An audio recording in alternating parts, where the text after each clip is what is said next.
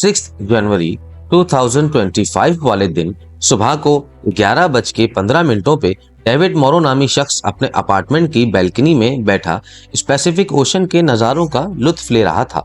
हमेशा की तरह ये एक नॉर्मल दिन था। इतने में उसके अपार्टमेंट के करीब 5 मील दूर पैसिफिक पैलिसेड्स की पहाड़ियों पर उसे भड़कती हुई चिंगारियों के साथ आग नजर आती है। देखते ही देखते सिर्फ 1 घंटे के दौरान ये आग इतनी फैल गई कि धुओं ने पहाड़ को पूरी तरह से छुपा लिया। सैटेलाइट वे में देखा जाए तो सबसे पहले ये आग पैलिसेड्स की पहाड़ियों पर रिपोर्ट हुई थी, लेकिन उसके चंद घंटों के बाद ये ईटॉन, हेरेस्ट, कैंट, गैटी, स्कैरीबॉल और सैन फर्नांडो के एरिया तक फैल गई। जिस वक्त ये आग लगी उस वक्त यहाँ 100 किलोमीटर पर आवर की हवाएं चल रही थी, जिनकी डायरेक्शन इनलैंड से ओशन की तरफ थी। अब यहाँ सवाल ये पैदा होता है कि अगर सबसे पहले ये आग पैलिसेड्स में लगी जो ओशन के बिल्कुल करीब है, तो फिर वहां से आग हवा की ऑपोजिट डायरेक्शन में 30 से 40 किलोमीटर दूर तक कैसे फैल गई। कोमल कांजी की वीडियो में एक बार फिर से खुशामदीद। नाजरीन, इस आग ने टोटल 38,000 एकड़ या फिर 150 स्क्वायर फीट किलोमीटर के एरिया को उजाड़ कर रख दिया। 12,000 से ज्यादा बिल्डिंग और घर तबाह हो चुके हैं। 1,80,000 लोग अपने घर छोड़ चुके हैं। ये लॉस एंजलिस की हिस्ट्री में सबसे तबाहकुन आग है, जो अभी तक इस वीडियो की प्रोडक्शन के दौरान भी पूरी तरह बुझाई नहीं जा सकी। आग को बुझाने की हर मुमकिन कोशिश नाकाम होती दिख रही है। वाटर बम्पर्स एक वक्त में 45,000 लीटर्स पानी फेंक रहे हैं, जो इस आग के सामने चंद बूंदों के बराबर लगते हैं। वाटर बम्पर्स की मदद से स्पेशल केमिकल्स भी फेंका जा रहा है, लेकिन कुदरत के सामने सारी मेहनत बेकार होती दिखाई दे रही है। कैलिफोर्निया, जहां पहले से ही पानी की कमी है, जिसकी वजह से अक्सर फायर हाइड्रेंट्स खाली पड़े रहते हैं, 7 अलग अलग एरियाज में फैलने की वजह से फायर फाइटर्स और उनका इक्विपमेंट भी डिवाइड हो गया है। और ऊपर से 70 से 100 किलोमीटर पर आवर की हवाएं जब आग पर पड़ी तो ये आग और ज्यादा भड़कने लगी। लॉस एंजलिस वाइल्ड फायर की असल वजह जानने से पहले देखते हैं कि कैलिफोर्निया में इससे पहले कितनी बार वाइल्ड फायर ने हमला किया है। पिछले 25 सालों का डेटा में देखा जाए तो कैलिफोर्निया वाइल्ड फायर का हॉटस्पॉट रहा है। एयर 2003 में सैन डिएगो के अंदर साइडर फायर ने 2,73,000 एकड़ पर हमला किया। 25 अक्टूबर से भड़कने वाली आग ने 4 अक्टूबर 2003 को दम तोड़ा। 2017 में फायर ने 36,000 एकड़ जला दिया और ये भी अक्टूबर के महीने में लगी। दोबारा 2017 में टॉमस फायर ने 2,80,000 एकड़ राख बना दिए। ये आग दिसंबर में शुरू हुई और जनवरी में खत्म। 8 नवंबर 2018 को कैंप फायर ने 1.5 लाख एकड़ जलाए और 17 दिनों के बाद 25 नवंबर को खत्म हुई। इस तरह 2020 में ग्लास फायर ने 67,000 एकड़ पर हमला किया और ये भी सितंबर में शुरू होकर पूरे महीने के बाद अक्टूबर में खत्म हुई।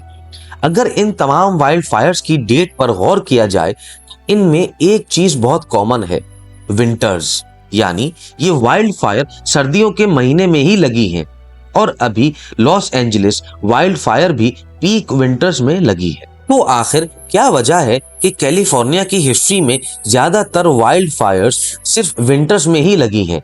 इस सवाल का जवाब छुपा है एक ऐसे फिनोमिना में जिसे सेंटा एना विंड्स कहा जाता है।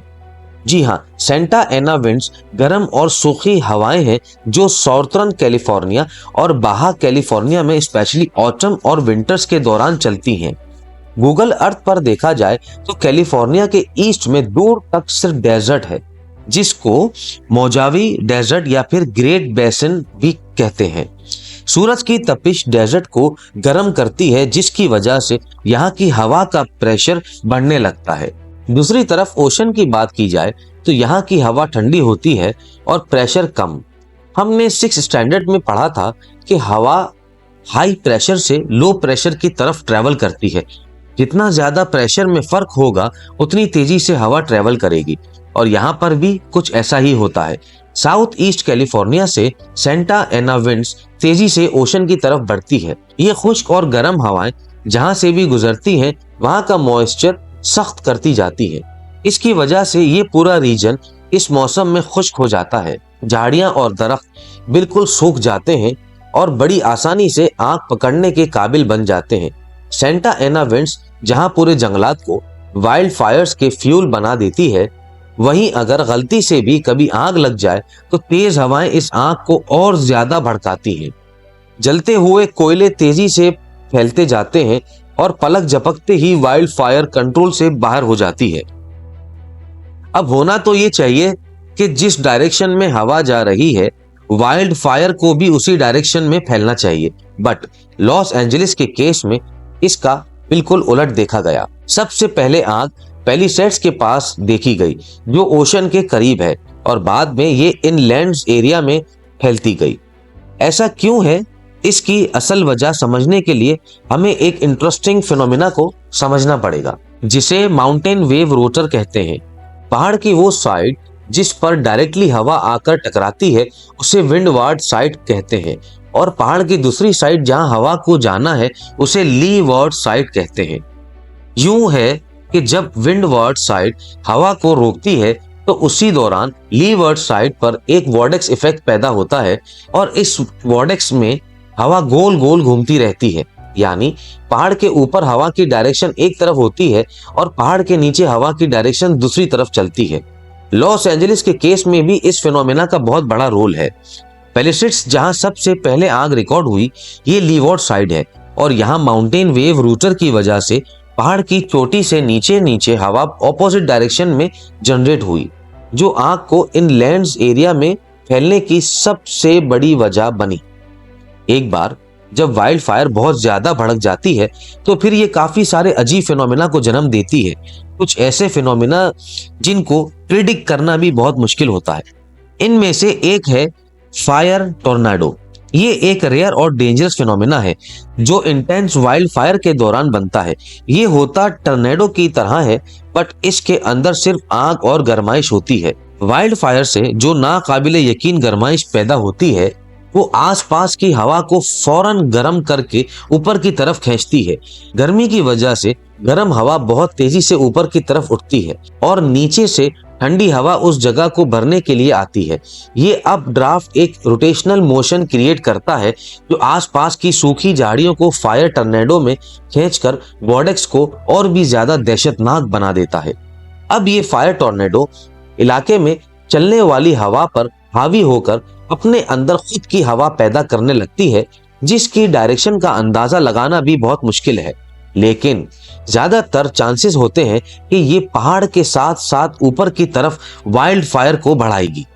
वाइल्ड फायर एक हकीकत है और क्लाइमेट चेंज की वजह से आने वाले सालों में ये ज्यादा फ्रीक्वेंटली पाई जाएगी। अमेरिका के पास वाइल्ड फायर को कंट्रोल करने के लिए लेटेस्ट टेक्नोलॉजी भी मौजूद है। सबसे पहले इंफ्रारेड कैमरास से वाइल्ड फायर के टेम्परेचर और उसके फैलने का रियल टाइम देखा जाता है। सैटेलाइट की मदद से ये आग की साइज और लोकेशन को मॉनिटर किया जाता है।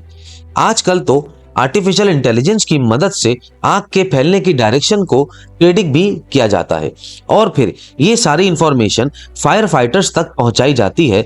फायर फाइटर्स कोशिश करते हैं कि जहां आग लगी है उसके इर्द गिर्द केमिकल स्प्रे करें ताकि आग ज्यादा ना बढ़ सके।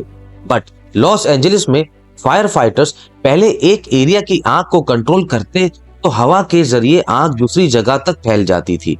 अमेरिका की हिस्ट्री में पहले ही रिकॉर्ड होने वाली फायर साल 1871 में लगी थी। इस वाइल्ड फायर में 12 लाख एकड़ राख की नजर हो गए और 2500 जानें जाया हो गई। 1871 की पेस्टिगो फायर से लेकर आज की लॉस एंजलिस वाइल्ड फायर तक नेचर हमें इशारा दे रही है कि आग पर काबू पाना आज भी नामुमकिन है। लेकिन अगर हम कुदरत को समझने की कोशिश करें और क्लाइमेट चेंज करने के बजाय उसके हिसाब से चलने की कोशिश करें तो शायद वाइल्ड फायर का सिलसिला दोबारा से थम सकता है। उम्मीद है कुमैल कांजी की ये वीडियो भी आप भरपूर लाइक और शेयर करेंगे। इंशाअल्लाह मिलते हैं आगे आने वाली नई वीडियो में। Thank you.